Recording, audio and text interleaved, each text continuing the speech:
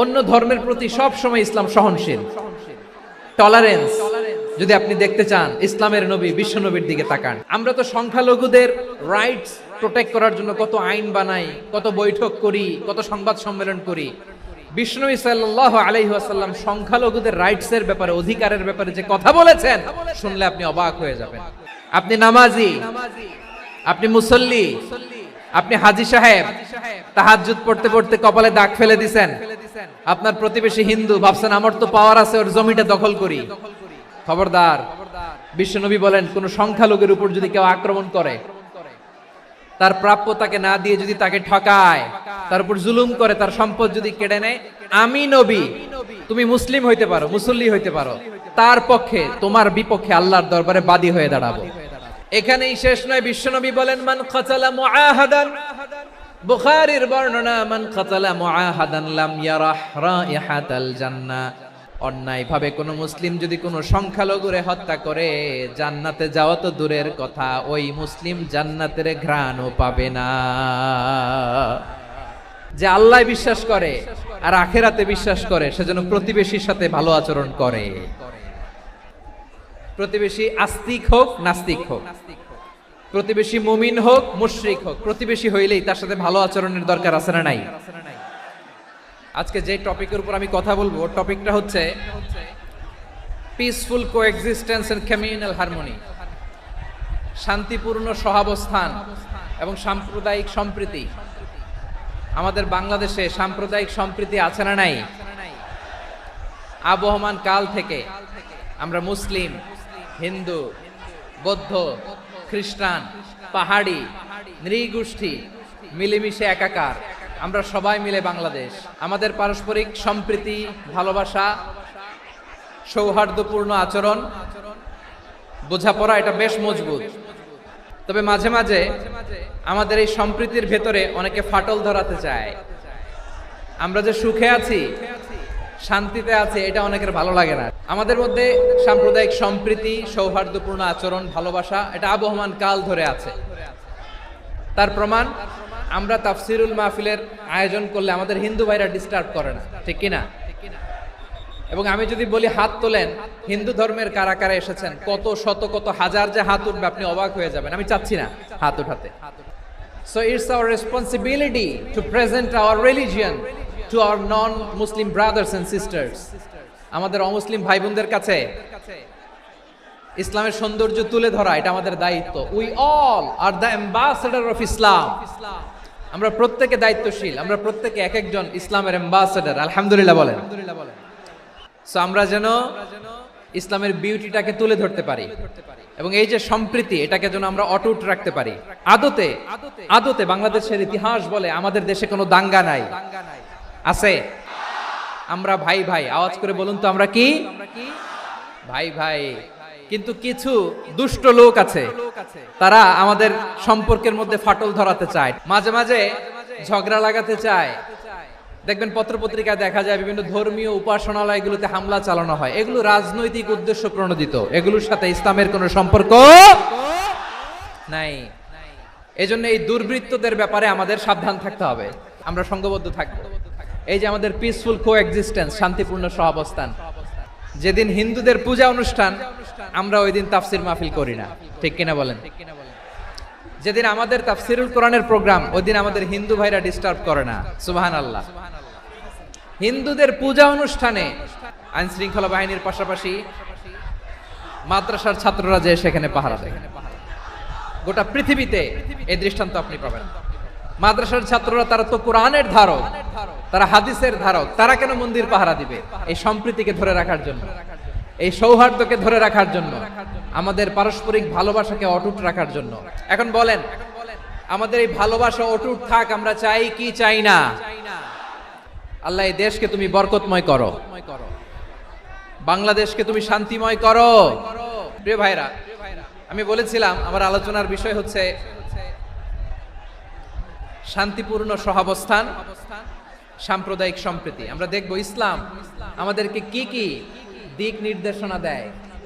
আল্লাহ রাব্বুল ইজ্জা ওয়াল জালাল তিনি ইরশাদ করছেন, ওয়ালা তাসুব্বুল্লাযীনা يدعون من دون الله فيسبوا الله عدوا بغير علم كذلك زينا لكل أمة عملهم ثم إلى ربهم مرجعهم فينبئهم بما كانوا يعملون رب العالمين বলেন গোলাম ও আমার ইমানদার বান্দারা শোনো শোনো লা তাসুবুল্লাযীনা ইয়াদউনা মিন দুনিল্লাহ ফায়াসুবুল্লাহা আদওয়াম বিগাইরি ইলম ও আমার বিশ্বাসী বান্দারা যারা আল্লাহকে ব্যতি রেখে দেব দেবীর পূজা করে তোমরা খবরদার তাদের গালি দিও না যদি ওই দেবতাদেরকে গালি দাও তাহলে ভুলবশত শত্রুতাবশত তারা তোমাদের রব আল্লাহকে গালি দেবে ঠিক কি না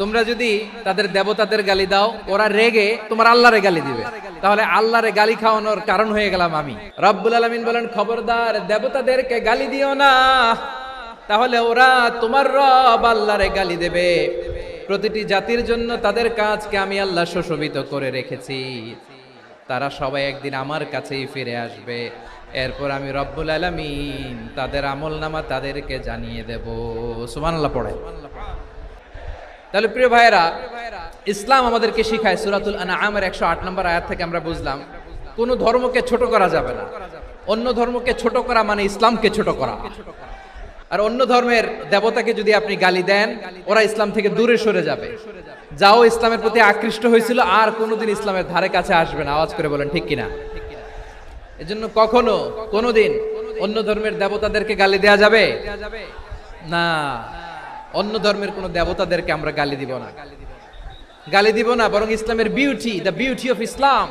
ইসলামের সৌন্দর্যকে আমরা তুলে ধরব আমরা যদি বিশ্বনবী সাল্লাল্লাহু আলাইহি ওয়াসাল্লামের জীবনের দিকে তাকাই তাহলে আমি দেখব বিষ্ণু ঈসা ইসলাম মক্কাতে কিংবা মদিনাতে অন্য ধর্মের লোকদের সাথে খুব পিসফুলি লাইফ লিড করেছেন হোক মুশরিক হোক খ্রিস্টান হোক ইহুদি বিশ্বনবী সবার সাথে মিলেমিশে ছিলেন আলহামদুলিল্লাহ বলেন ইসলাম হচ্ছে পিসফুল রিলিজিয়ন অন্য ধর্মের প্রতি সহনশীলতার সবক ইসলাম আমাদেরকে দেয় কিন্তু প্রতিটি মুসলিমের এটা মনে রাখতে হবে আল্লাহর কাছে পছন্দনীয় গ্রহণযোগ্য ধর্ম জীবনাদর্শ একটি সেটা হচ্ছে ইসলাম এজন্য রব্বুল আলামিন বলেন ইন্নাদ-দীনা ইনদাল্লাহিল ইসলাম আল্লাহর কাছে মনোনীত গ্রহণযোগ্য অ্যাকসেপ্টেড ধর্ম মতাদর্শ একটা সেটা হলো ইসলাম ইসলাম ছাড়া অন্য কোনো ধর্ম যদি কেউ তালাশ করে তার ওই ধর্ম আল্লাহ গ্রহণ করবে না ومن يبتغي غير الإسلام دينا فلن يقبل منه وهو في الآخرة من الخاسرين Whoever seek anything except Islam that won't be accepted from him and he will be loser in the day of judgment কিয়ামতের দিন ইসলাম ছাড়া কেউ যদি অন্য কোন ধর্ম তালাশ করেছে দুনিয়াতে তার এই মতাদর্শ গ্রহণ করা হবে না and he will be loser ক্ষতিগ্রস্ত হাই কোম্পানির ম্যানেজার ওর আমও শেষ সালাও শেষ প্রত্যেক নামাজ শেষে আমরা আল্লাহরে বলি আল্লাহ রাদিতু বিল্লাহি রাব্বা ওয়া বিল ইসলামি দীনা ওয়া বি মুহাম্মাদিন নাবিয়ান ওয়া রাসূলা ও আল্লাহ তোমারে রব হিসেবে পেয়ে আমরা খুশি ও আল্লাহ ইসলামকে ধর্ম হিসেবে পেয়ে আমরা খুশি বিশ্বনবীকে আমাদের রাসূল পেয়ে আমরা খুশি ইসলাম ছাড়া অন্য কোনো ধর্ম আমরা গ্রহণ করব না আল্লাহর কাছে অ্যাকসেপ্টেড রিলিজিয়ন একটা সেটা ইসলাম তো বিশ্বনবী সাল্লাল্লাহু আলাইহি ওয়াসাল্লাম মক্কাতে কিংবা মদিনাতে খুব পিসফুলি এক্সিস্ট করেছেন যে কোনো ধর্মের সাথে মিলেমিশে চলেছেন তার প্রমাণ আমরা যদি রাসূল সাল্লাল্লাহু আলাইহি ওয়াসাল্লামের বায়োগ্রাফির দিকে তাকাই তাহলে দেখব তিনি মুশরিকদের সাথে পিস ট্রিটি করেছেন শান্তি চুক্তি পিস ট্রিটি পিস এগ্রিমেন্ট আপনারা হুদাইবিয়ার সন্ধির নাম শুনেছেন 6ষ্ঠ হিজরিতে বিষ্ণু ঈসা ইসলাম মুশরিকদের সাথে এই ট্রিটি করেছেন চুক্তি আমরা তো মুসলমান বসতে পারি না আমরা দুই মুসলিম ভাই একসাথে বসে চা খেতে পারি না গল্প করতে পারি না বিষ্ণু ঈসা ইসলাম মুশরিকদের সাথে ট্রিটি করেছেন হুদাইবিয়ার সন্ধি এই সন্ধির আগে মক্কা থেকে কেউ মদিনায় যেতে পারে না, মদিনা থেকে কেউ মক্কায় যেতে পারে না, কিন্তু এই সন্ধির পরে ট্রাফিক স্বাভাবিক হয়ে গেল। মক্কার লোকেরা মদিনায় আসতে পারে, মদিনার লোকেরা মক্কায় আসতে পারে। এটাকে বলে সুলহে হুদাইবিয়া, the peace agreement of Hudaibiya, শান্তি চুক্তি। আমরা পৃথিবীতে এখন অনেক শান্তি চুক্তির নাম শুনি, এগুলো সব the piece treaty of Hudaibiya থেকে কপি করা। আল্লাহু আকবার। মক্কার পার্ট গেল, পিস এগ্রিমেন্ট করলেন, শান্তি চুক্তি। বিষ্ণু ইসলাম মদিনায় যে কি করলেন? মদিনায় যে বিষ্ণু ইসলাম মদিনা চার্টার করলেন, মদিনা সনদ, সাহিফাতুল মদিনা, এটার বলে মদিনা চার্টার। যে ওয়েস্টে, ইউরোপে, আমেরিকাতে তারা অনেক চার্টার করে, এই সব চার্টার মদিনা চার্টার থেকে কপি করা। আওয়াজ করে পড়েন সুবহানাল্লাহ।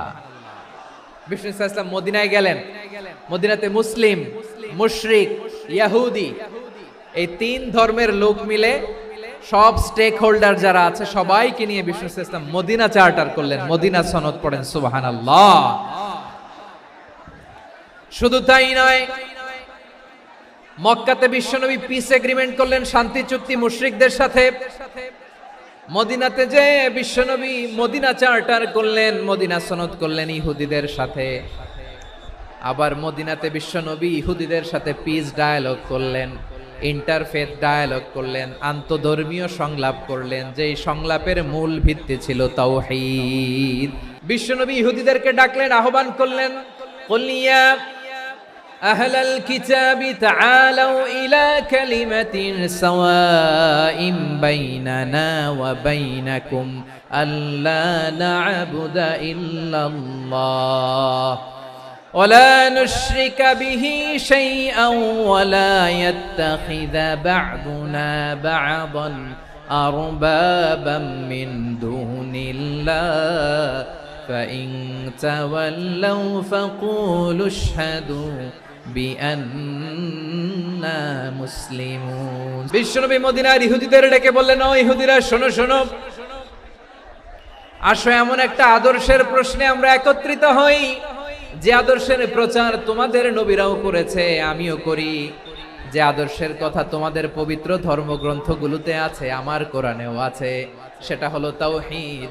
আমরা এক আল্লাহ ছাড়া কারো ইবাদত করব না, আল্লাহর সাথে কাউরে শরীক করব না, আল্লাহ ছাড়া কাউরে রব মানব না। পড়েন সুবহানাল্লাহ। তাহলে আমার প্রিয় লালমনিরহাটের ভাইরা, মদিনাতে যে তিনি মদিনা চার্টার করলেন, মদিনা সনদ, পিস ডায়ালগ করলেন, শান্তির সংলাপ,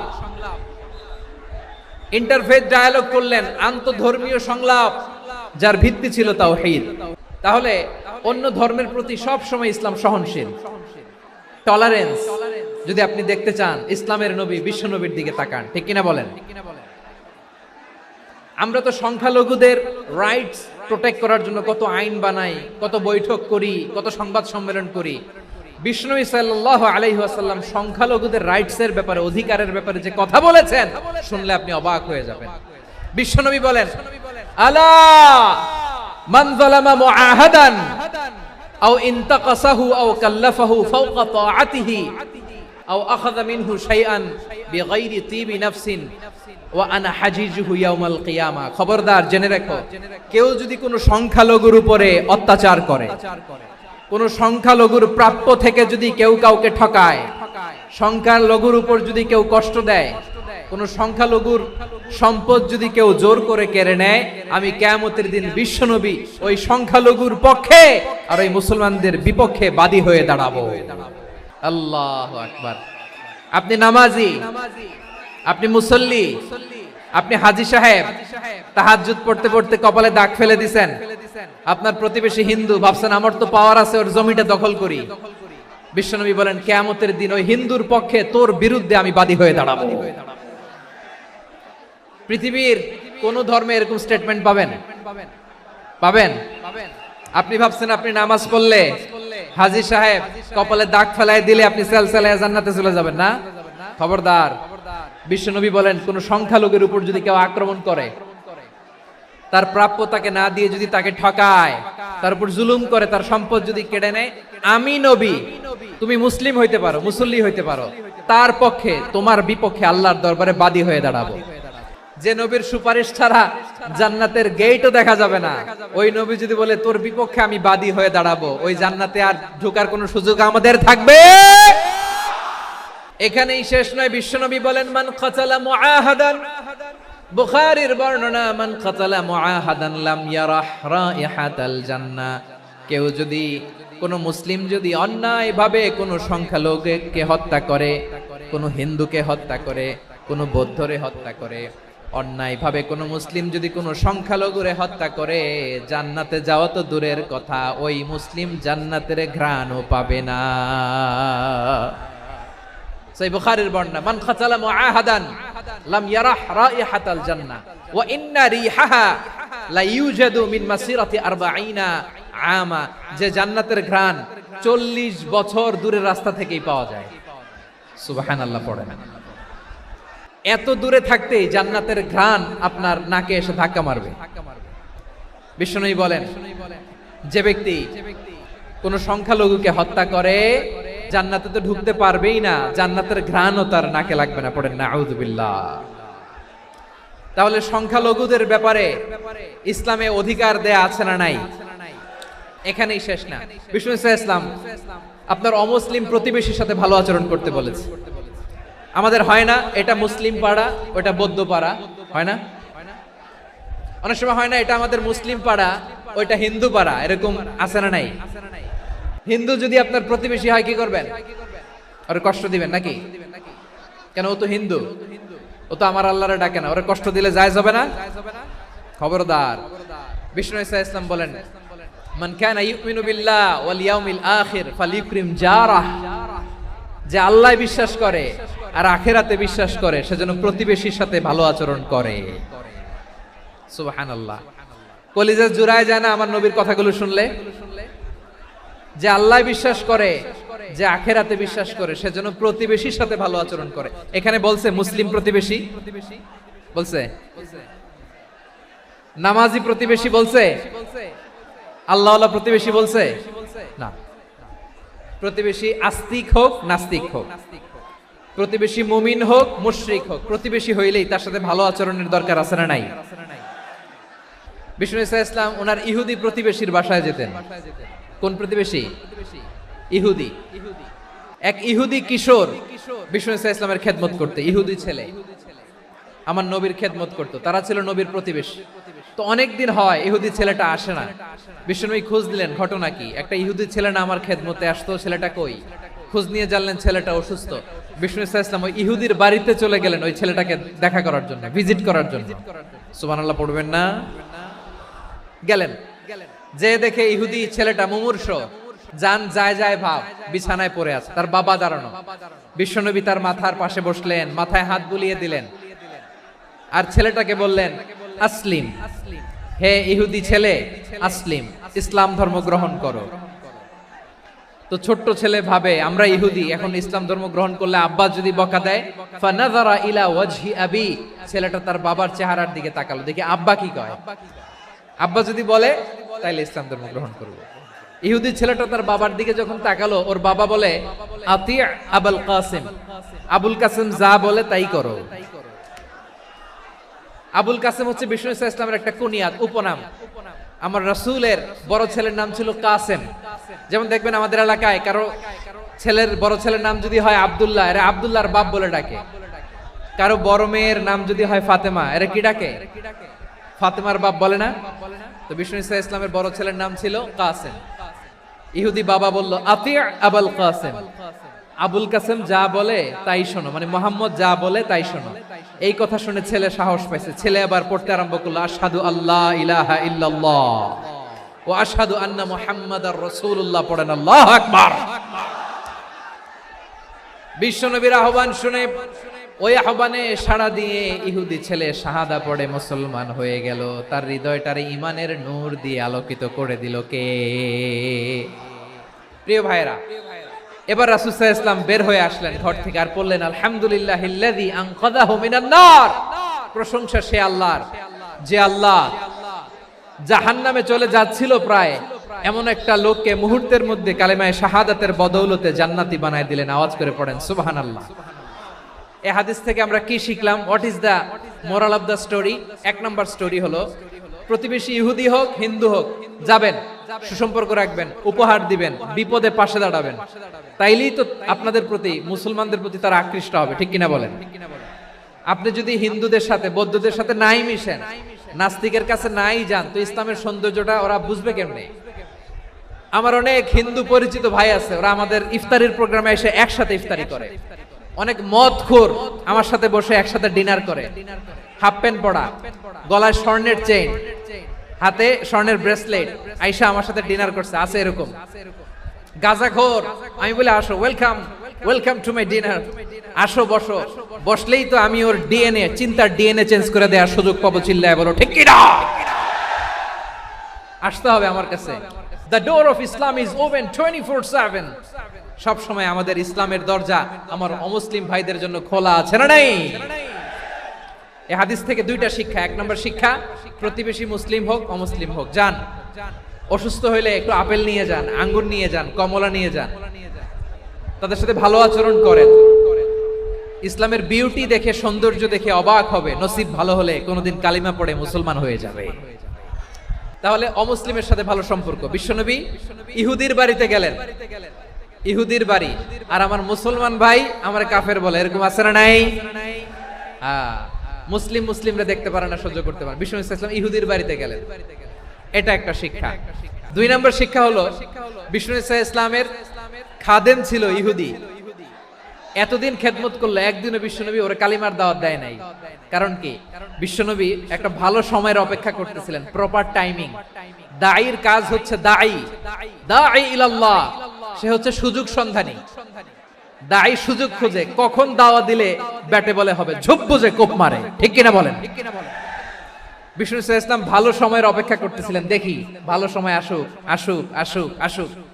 আস্তে আস্তে এমন সময় আসছে, ছেলে এবার মুমূর্ষ, অসুস্থ ব্যক্তির হৃদয় অত্যন্ত নরম থাকে। হসপিটালে যখন কেউ যায় তার হৃদয়টা বড্ড নরম থাকে, মৃত্যুর ভয়ে তার অন্তরটা নরম থাকে, ঠিক কিনা বলেন? এই প্রপার টাইমিং এর অপেক্ষা করতেছিলেন, যখনই টাইমিং পেয়েছেন দাওয়াত দিলেন, পড়ো লা ইলাহা ইল্লাল্লাহ, সুবহানাল্লাহ পড়েন সবাই। তাহলে ইসলাম অমুসলিম প্রতিবেশীর সাথে ভালো আচরণ করতে বলে। ইসলাম অমুসলিম মাতা পিতার সাথেও ভালো আচরণ করতে বলে। মাতা পিতা যদি অমুসলিম হয় তারা ফেলে দিতে পারবেন? অনেক হিন্দু ছেলে আমাদের হাতে শাহাদা পড়ে মুসলিম হয়, কিন্তু ওর মা মুসলমান হয় নাই, বাবাও হয় নাই, এরকম আছে না নাই?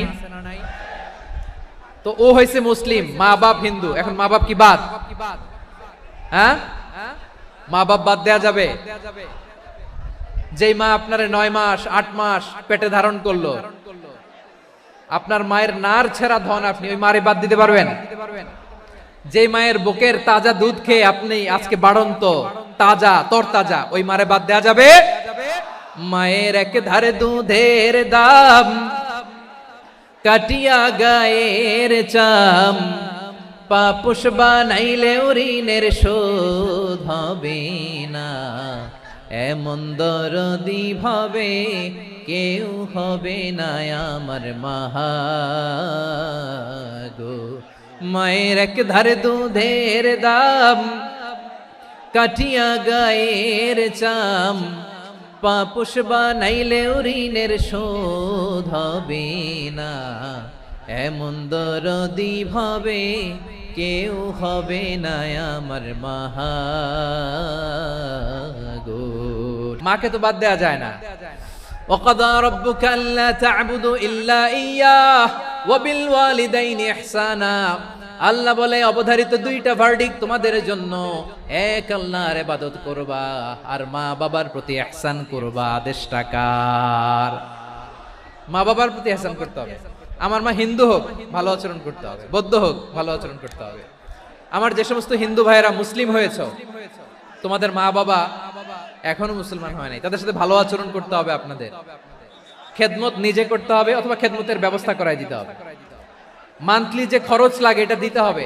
আরে তুমি এখন মুসলিম, তোমার মা বাবা হিন্দু, এখনই তো সুযোগ ইসলামের সৌন্দর্য দেখানোর। এখন মা বাবা যদি দেখে আরে এটা হিন্দু থাকতে তো বদমাইশ ছিল, বেয়াদব ছিল, কি এমন ধর্ম সে গ্রহণ করলো যেটা গ্রহণের সাথে সাথে সে পাল্টে গেল, নসিব ভালো হইলে তারাও কালিমা পড়ে মুসলমান হয়ে যাবে। বিষ্ণু ইসলামের স্ত্রীর নাম ছিল আয়েশা রাদিয়াল্লাহু তাআলা আনহা, আবু বকর রাদিয়াল্লাহু তাআলা আনহুর মেয়ে। আবু বকর রাদিয়াল্লাহু তাআলা আনহুর আরেক মেয়ের নাম হচ্ছে আসমা। দুজনই আবু বকর রাদিয়াল্লাহু তাআলা আনহুর মেয়ে, আসমা আর আয়েশা, দুজন বোন, এক মায়ের না, বাবা এক মা দুইজন। আয়েশা রাদিয়াল্লাহু তাআলা আনহার মায়ের নাম উম্মে রুমান, আর আসমা রাদিয়াল্লাহু তাআলা আনহার মায়ের নাম কুতাইলা বিনতে আব্দুল উজ্জা। আবু বকর রাদিয়াল্লাহু তাআলা আনহু 4টা বিয়ে করেছিলেন। তো একই ঘটনা ঘটেছে এই ফ্যামিলিতে। আসমা ইসলাম ধর্ম গ্রহণ করে মুসলিমা, কিন্তু তার মা কুতাইলা মুশরিকা। তার মানে মেয়ে মুসলিম, মা অমুসলিম, ভেজাল আছে না নাই? কিন্তু কুতাইলা আর ধৈর্য ধারণ করতে পারে না। নার ছেড়া ধন, কলিজার টুকরা ধন, কলিজার টুকরা সন্তান আসমারে দেখতে বড্ড মন চায়। সাইয়েদনা আসমা রাদিয়াল্লাহু তাআলা আনহা মক্কা থেকে হিজরত করে মদিনায় চলে গেলেন হুদাইবিয়ার পর। যখন মক্কা মদিনা ট্রাফিক স্বাভাবিক হলো, মক্কার লোক মদিনায় যায়, মদিনার লোক মক্কায় আসে। কুতাইলা কলিজার টুকরা সন্তান আসমারে দেখার জন্য কিছু উপহার নিয়ে বিশাল মরুপথ পাড়ি দিয়ে মক্কা থেকে মদিনায় যায়। সুবহানাল্লাহ বলেন। এখন মা আসছে মেয়ের সাথে দেখা করতে, মেয়ে তো আর দেখা দেয় না। মেয়ে ভাবছে আমার মা তো মুশরিকা, অপবিত্রা, তার সাথে কি দেখা দেয়া যাবে? বিশ্বনবীর দরবারে চলে গেলেন। কি সৌভাগ্যবান ছিল তারা, মাসলা জানার দরকার হলেই নবীর দরবারে চলে যেত। ঘরে বউয়ের সাথে ঝগড়া হলে নবীর দরবারে চলে যেত। অনেক সাহাবী বলে আমার পেটে ক্ষুধা লাগলো আমি নবীর কাছে চলে যেতাম, কারণ নবীর চেহারার দিকে তাকালেই আমার পেটের ক্ষুধা মিটে যেত।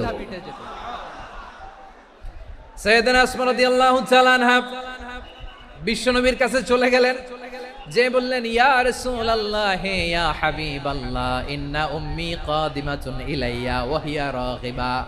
আমার মা মক্কা থেকে অনেক দূর মরুর পথ পাড়ি দিয়ে উপহার সামগ্রী নিয়ে মদিনায় আমার সাথে দেখা করতে এসেছে গো নবী। আমার জানতে বড্ড ইচ্ছে হয় আমি আমার মুশরিকা দেখা করতে পারবো কিনা। আফা আসিলুহা, আগে যেমনি আমি আমার মায়ের সাথে ভালো আচরণ করতাম, যেমনি আমি আমার মায়ের সাথে সদাচরণ করতাম গো নবী, এখন আমি মুসলিমা, মা মুশরিকা, এখনো কি আগের মতো সদাচরণ করতে পারবো নাকি? বিশ্বনবী বললেন নাম সিলিহা, হ্যাঁ রে আসমা, অবশ্যই অবশ্যই, আগে ঠিক যেমন তুমি তোমার মায়ের সাথে ভালো আচরণ করতে, এখনো তেমনি আগের মতো ভালো আচরণ করবা। কি ইসলাম আমরা পেয়েছি! কত ব্রড মাইন্ডেড আমাদের ইসলাম, কত ওপেন মাইন্ডেড ইসলাম, কত ওপেন আপ করতে পারে, চিন্তা করতে পারেন। বিষ্ণু বললেন হ্যাঁ অবশ্যই, নাম সুলিহা, আগে যেমনি ভালো আচরণ করছো আসমা, এখন ওইরকমই করো, পারলে আরো বাড়াই করো। তাহলে আমার যে হিন্দু ভাইয়েরা, হিন্দু বোনেরা, ইমানের দৌলতে আপনি ধন্য হয়েছেন, আপনার আম্মা আব্বা এখনো মুসলমান হয় নাই, তাদের জন্য দোয়া করেন, আল্লাহ যেন তাদেরকেও ইমানের দৌলত দান করে। এখন বলেন ইসলাম কি ন্যারো মাইন্ডেড রিলিজিয়ান না ব্রড মাইন্ডেড? কতটা ব্রড মাইন্ডেড দেখেন। বিশ্বনবী সাল্লাল্লাহু আলাইহি সাল্লাম অমুসলিমরা যদি নবীকে উপহার দিত, ওই উপহারও বিশ্বনবী গ্রহণ করতেন। সুবহানাল্লাহ পড়েন। আপনার অমুসলিম বন্ধু যদি উপহার দেয় সেটাও আপনি নিতে পারবেন, যেটা নেওয়া জায়েজ। কিন্তু আপনার বন্ধু যদি আপনার মদের বোতল দেয়, নিতে পারবেন না। হালাল যে কোনো জিনিস নিতে পারবেন। বিশ্বনবী সাল্লাল্লাহু আলাইহি সাল্লাম অমুসলিমদের দেয়া হাদিয়া গ্রহণ করতেন। কেমন নবী ছিলেন? আমার নবীরে চিনে নেন, আমার নবীর অ্যাটিটিউড জেনে নেন। বিষ্ণু ইসলাম যখন কোন জনপদে যেতেন, 3টা অপশন নিয়ে যেতেন। 1 নাম্বার অপশন আসলিম তাসলাম। নতুন এলাকায় গেলে বলতেন আসলিম তাসলাম, ইসলাম ধর্ম গ্রহণ করো, শান্তিতে থাকবা, আমার ভাই হয়ে যাবা, আমরা ভাই ভাই। ইসলাম মানো, আমরা ভাই ভাই। যদি বলে না ইসলাম মানবো না, ওকে, অপশন নাম্বার 2, মুসলিম হওয়ার দরকার নাই, লা ইকরাহা ফিদ্দিন, ইসলামে কোনো বাড়াবাড়ি নাই। খ্রিস্টান আছো থাকো, বৌদ্ধ আছো থাকো, ইহুদি থাকতে চাও থাকো, কিন্তু আমরা যেহেতু রিজিওনাল সুপার পাওয়ার, আমাদের আন্ডারে থাকো, ট্যাক্স দিয়া থাকো, এটার বলে জিজিয়া। আলেম যারা আছেন বুঝবেন এটার আরবিতে কি বলে, জিজিয়া। You pay us the tax, we will give you the security. তোমরা ট্যাক্স দিবা, আমরা সিকিউরিটি দিব, আমাদের আওতায় থাকবা, কেউ তোমাদেরকে আক্রমণ করতে পারবে না, আমরা নিরাপত্তা দিব। সুবহানাল্লাহ বলেন। ট্যাক্স দাও, আমরা সিকিউরিটি দিব না, এটাও মানি না। বিষ্ণু বলেন তাহলে তলোয়ার আমাদের আর তোমাদের মাঝে ফয়সালা করবে, মুসলিমও হবে না, ট্যাক্স দিবা, নিরাপত্তা দিব, আমরা সুপার পাওয়ার, আমাদের আন্ডারে থাকবে, এটাও না, তাহলে তোমাদেরকে তো আমরা বিশ্বাস করতে পারি না। কখন না কখন বিশ্বাসঘাতকতা করো, কার সাথে মিলে হাত মিলাও, তলোয়ার আমাদের মাঝে ফায়সালা করবে। তখন তিনি জেহাদের সশস্ত্র সংগ্রামের ঘোষণা দিতেন। সুবহানাল্লাহ পড়েন। দেখেন পশ্চিমারা জেহাদকে এইভাবে চিত্রায়িত করে না। ওরা জেহাদ বলতে বুঝায় তলোয়ার, হাত কাটো, গলা কাটো না। জেহাদ সশস্ত্র সংগ্রাম 3 নম্বরে। অধিকাংশ ক্ষেত্রেই বিশ্বনবীর সুন্দর আচরণ দেখে, আরে আমার নবীর যে নুরানি চেহারা, অনেকে তো কেবল সিরেফ চেহারাটা দেখেই কালিমা পড়ে মুসলমান হয়ে গিয়েছে। যারা মুসলিম হয় নাই তারা তাদের ইসলামেই বলবৎ ছিল, ট্যাক্স দিয়ে ইসলামের আন্ডারে ছিল।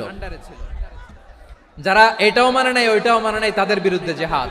বিষ্ণু ইসলাম 7ম হিজরিতে যখন খায়বার বিজয়ের পরে ইসলাম রিজিওনাল সুপার পাওয়ার হিসেবে আত্মপ্রকাশ করলো, বিশ্বনবী চিঠি লিখলেন অন্যান্য সুপার পাওয়ারের কাছে।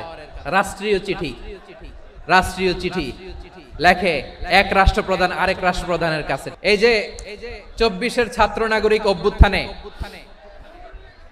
এই অভ্যুত্থান যখন শুরু হয়, আমি তখন সাউথ আফ্রিকাতে একটা স্ট্যাটাস দিয়েছিলাম, কোটা নয় গোটা দেশ সংস্কার করা লাগবে।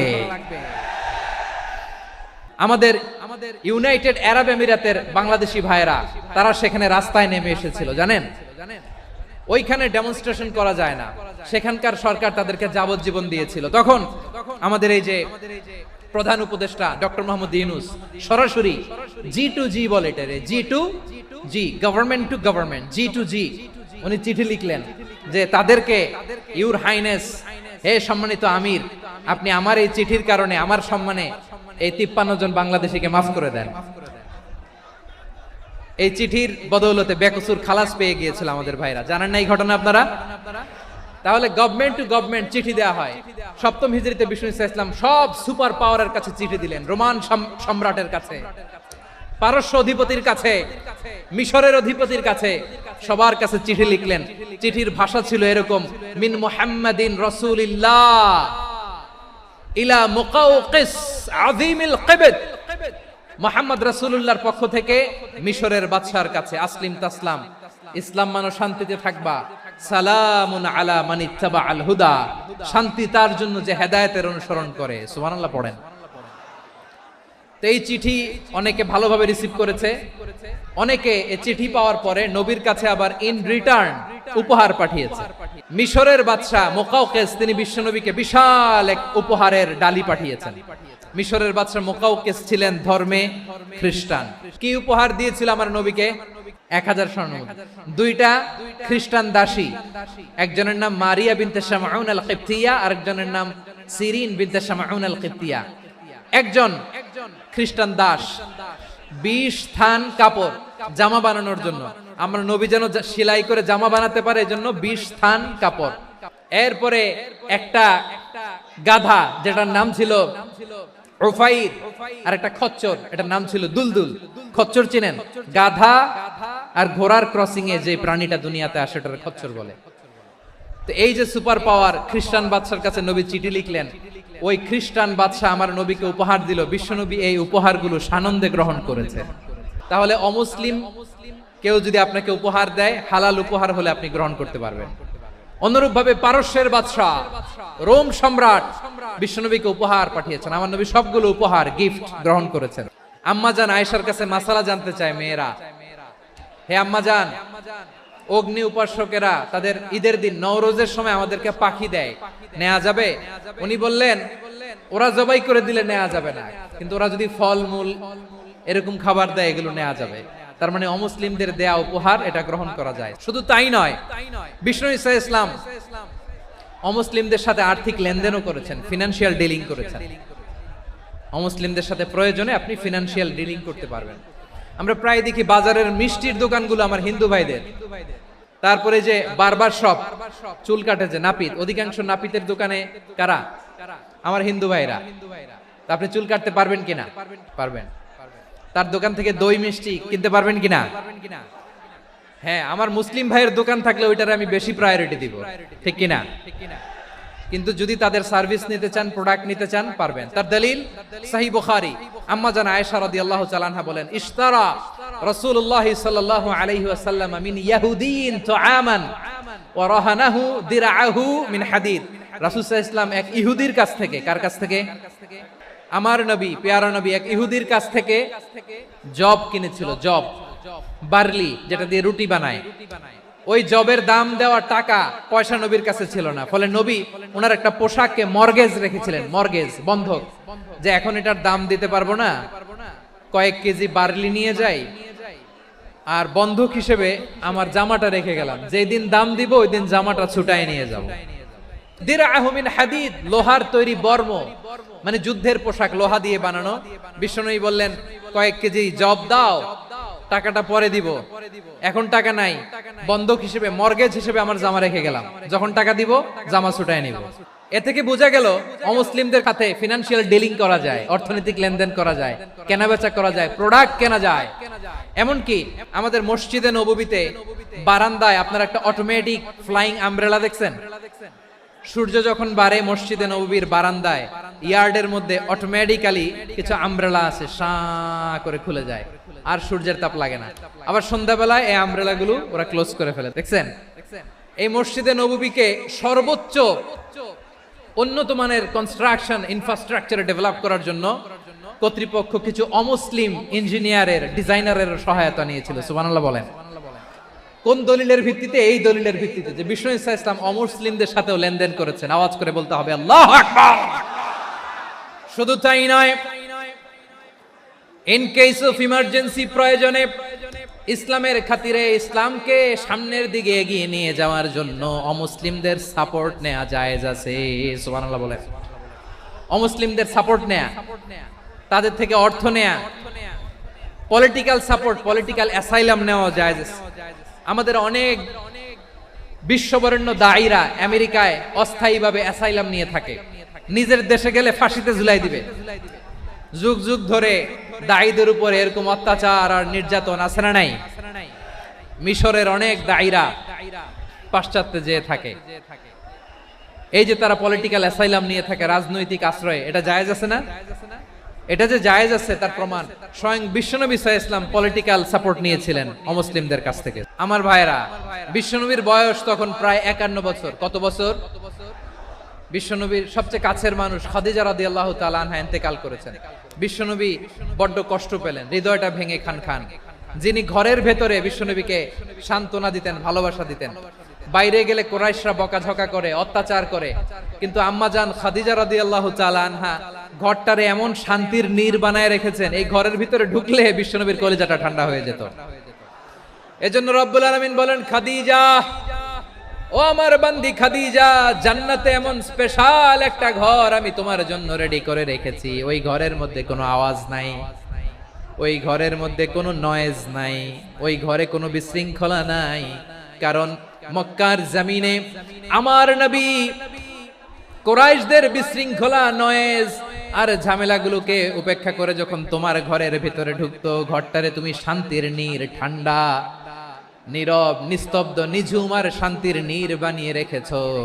এজন্য জান্নাতে স্পেশাল একটা শান্তির নীড় আমি তোমারে উপহার দেব। ওই প্রিয়তমা স্ত্রী খাদিজা ইন্তেকাল করলেন, বিশ্বনবীর হৃদয় ভেঙে খান খান। আবার ওনার চাচা আবু তালেব ইন্তেকাল করলেন, যিনি পলিটিক্যাল শেল্টার দিতেন নবীকে। আবু তালেবের ভয়ে, বিশ্বনবীর এই চাচার ভয়ে কোনো মুশরিক নবীর গায়ে হাত দেওয়ার সাহস পায় নাই। এখন স্ত্রীও নাই, চাচাও নাই, নবীকে আশ্রয় দেওয়ার কেউ নাই, নবীর চারদিকে অন্ধকার। নবী এখন কই যাবেন? আমার পেয়ারা নবী নতুন স্টেশন খুঁজতেছেন, নতুন দাওয়াতি প্ল্যাটফর্ম খুঁজতেছেন। তিনি যায়েদ বিন হারেসা রাদিয়াল্লাহু তাআলা আনহুকে নিয়ে মক্কার পাশের একটা নেইবরিং সিটি তায়েফে চলে গেলেন দিনের দাওয়াত দেওয়ার জন্য। নাকি জমি কিনতে গেছিলেন? দুনিয়ার যশ খ্যাতির জন্য, নিজের কোনো লাভের জন্য? তায়েফবাসীদেরকে জাহান্নামের আগুন থেকে বাঁচানোর জন্য। আওয়াজ করে বলতে হবে ঠিক কিনা? বিশ্বনবী বিশাল মরুপথ, পাহাড়ি পথ পাড়ি দিয়ে তায়েফের মরুজমিনে গেলেন কোরআনের দাওয়াত নিয়ে, ইমানের দাওয়াত নিয়ে। কিন্তু তায়েফের লোকেরা বিশ্বনবীর দাওয়াতকে শুধু প্রত্যাখ্যান করেই থামে নাই, তারা বিশ্বনবীর সাথে অত্যন্ত খারাপ আচরণ করেছে, বিশ্বনবীকে শারীরিকভাবে হেনস্থা করেছে, আমার নবীকে শারীরিকভাবে অত্যাচার করেছে। আমার পেয়ারা নবীর গায়ে পাথর মেরেছে, বিশ্ব নবীর গা বেয়ে ঝরঝর করে রক্ত ঝরেছে, নবী জামিনের মধ্যে লুটিয়ে পড়েছেন, আবার মেরেছে, আবার নবী হাঁটতে শুরু করলেন, পেছন থেকে আবার মেরেছে, আবার নবী রক্তাক্ত হয়ে জামিনের মধ্যে লুটিয়ে পড়লেন, আবার মেরেছে। বিশ্ব নবীর মতো এত সুশ্রী মানব, বিশ্ব নবীর মতো এত শুভ্র মানব, বিশ্ব নবীর মতো এমন চমৎকার দেহাবয়ব দিয়ে রব্বুল আলামিন কাউকে বানান নাই। এরকম চমৎকার মানুষটাকে তারা তায়েফের ওই জমিনে রক্তাক্ত করেছে। বিশ্বনবী দুনিয়ার কোনো স্বার্থের জন্য সেখানে যান নাই, নিজের কোনো লাভের জন্য, প্রাপ্তির জন্য যান নাই, তায়েফবাসীদের জাহান্নামের আগুন থেকে বাঁচাতে গিয়েছেন। খেয়ে না খেয়ে দ্বীনি প্রচারের কাজে নিজেকে দিয়েছ বিলিয়ে, তায়েফের কাফিরেরা চিনল না সে আলো, দুষ্ট ছেলেদের পিছু দিল লেলিয়ে, পাথরের আঘাতে ক্ষত বিক্ষত হয়ে সারা শরীর থেকে রক্ত ঝরে। হে রাসূল তোমাকে ভুলি আমি কেমন করে, হে রাসূল তোমাকে ভুলি আমি কেমন করে। পারেন না আপনারা? ধরুন আমার সাথে। হাজার ব্যথা বেদনার পরে ফিরে আসনি তুমি আপন ঘরে, দিনের আলো তুমি ছড়িয়ে দিতে, চলে গেলে মদিনায় মক্কা ছেড়ে। হে রাসূল তোমাকে ভুলি আমি কেমন করে, হে রাসূল তোমাকে ভুলি আমি কেমন করে। প্রিয় ভাইরা, তায়েফের ছেলেরা নবীকে রক্তাক্ত করলো। আমার নবী কই যাবে? কই যাবে? মক্কায় জায়গা নাই, তায়েফে জায়গা নাই। তায়েফ থেকে ভারাক্রান্ত মন নিয়ে আমার নবী মক্কায় ফিরে আসলেন। বিশ্ব নবী মক্কায় ঢুকতে পারেন না। মক্কার মরুভূমির দিকে তাকিয়ে, উপত্যকার দিকে তাকিয়ে বিশ্বনবী ধা ধা করে কাঁদেন, ঝরঝর করে নবীর চেহারা মোবারক থেকে চোখের পানিগুলো বেয়ে বেয়ে পড়ে।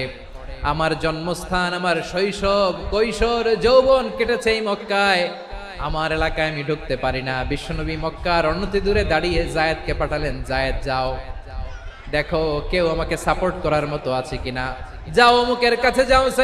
জায়েদ গেলেন, তারাও প্রত্যাখ্যান করে ফিরিয়ে দেয়। বিশ্বনবী বললেন যাও অমুক লোকের কাছে যাও, তিনিও প্রত্যাখ্যান করে ফিরিয়ে দিলেন। কেউ বিশ্বনবীকে আশ্রয় দিতে রাজি হয় না। নিজ জন্মভূমিতে বিতাড়িত বিশ্বনবী, সর্বশেষ বিশ্বনবী বললেন যাও মুতঈম ইবনে আদির ঘরে যাও। মুতঈম ইবনে আদি মুশরিক, তার কাছে যাও। গেলেন, মুতঈম ইবনে আদি রাজি হয়ে গেল। দেখেন অনেক বিপদের সময়ও আমি নিজে সাক্ষী, সামাজিক ভাবে, রাজনৈতিক ভাবে কত ঝঞ্ঝা, কত ষড়যন্ত্র, কত কনস্পাইরেসি পাড়ি দিয়ে আমাদেরকে সামনে এগিয়ে যেতে হয়।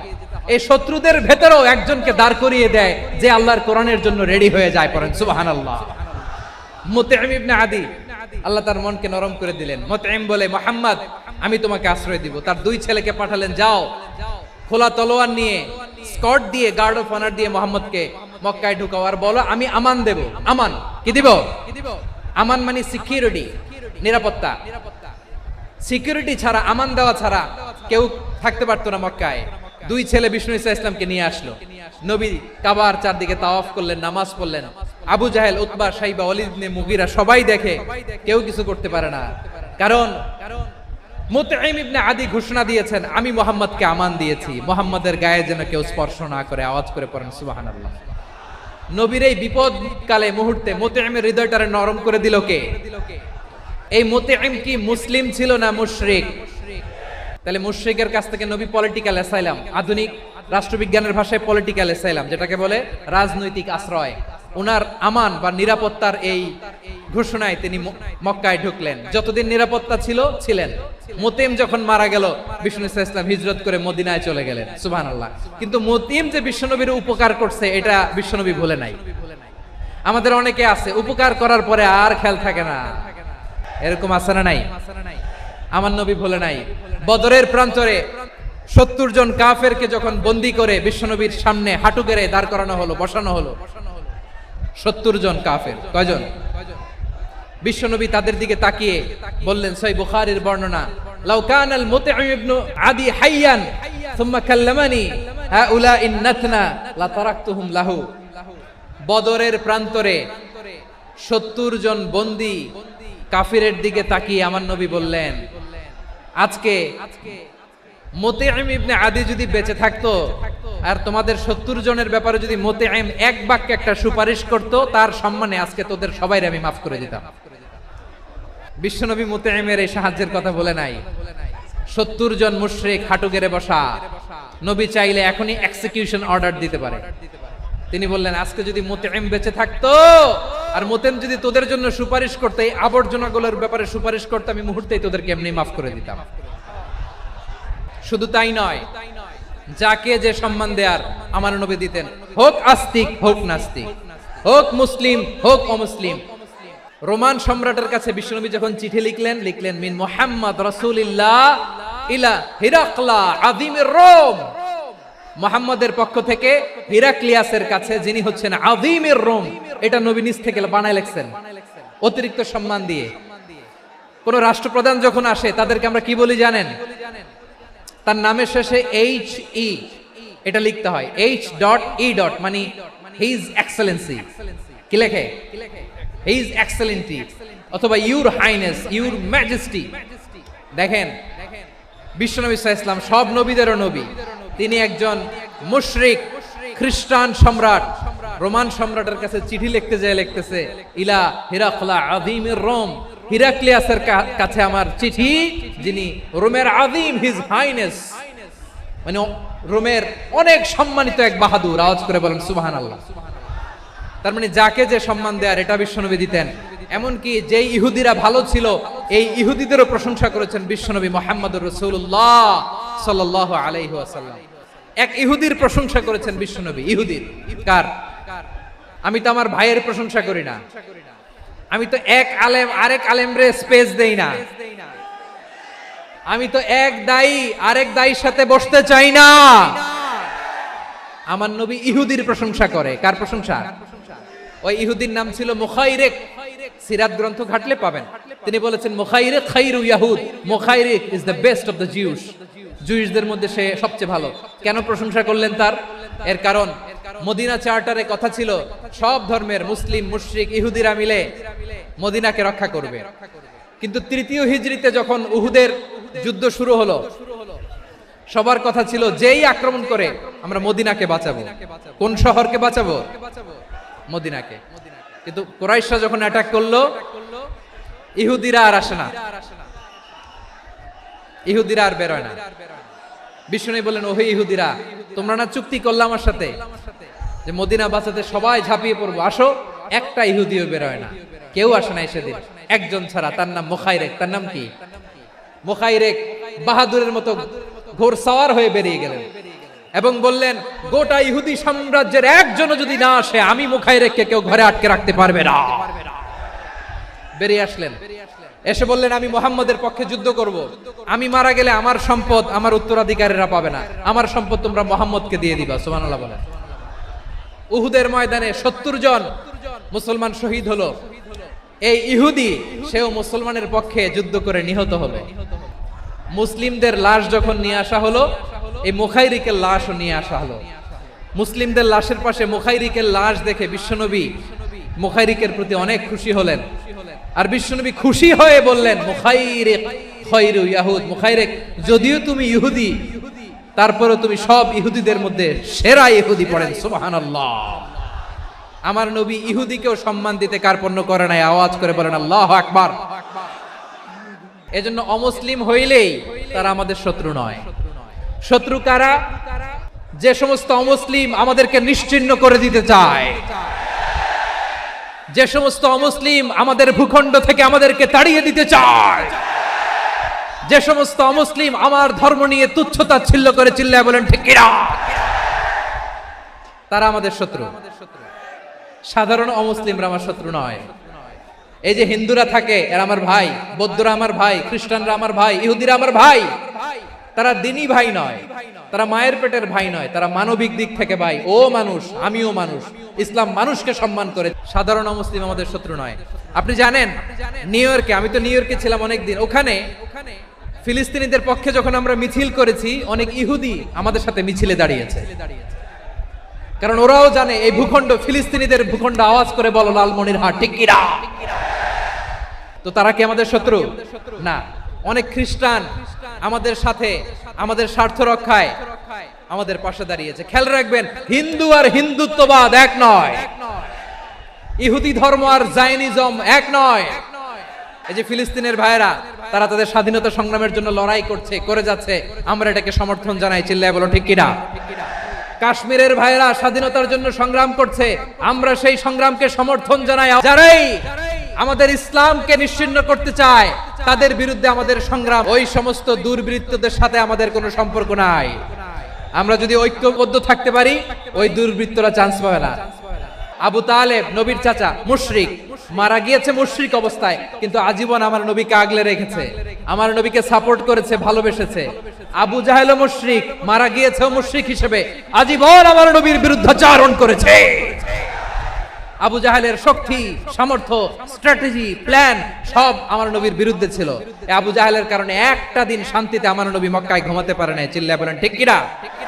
এজন্য রব্বুল আলামিন বলেন, লা ইয়ানহাকুমুল্লাহু আনিল্লাযীনা লাম ইউকাতিলুকুম ফিদ-দীনি ওয়া লাম ইখরিজুকুম মিন দিয়ারিকুম আন তাবাররুহুম ওয়া তুকসিতু ইলাইহিম ইন্নাল্লাহা ইউহিব্বুল মুকসিতিন।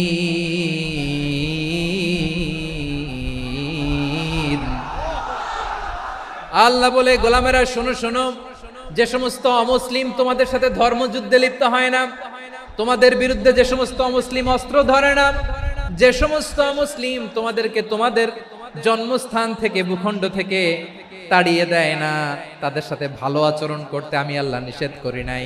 তাদের সাথে সদাচরণে কোনো নিষেধাজ্ঞা নাই, বরং তাদের সাথে সদাচরণ করো, এটাই আমি আল্লাহ চাই।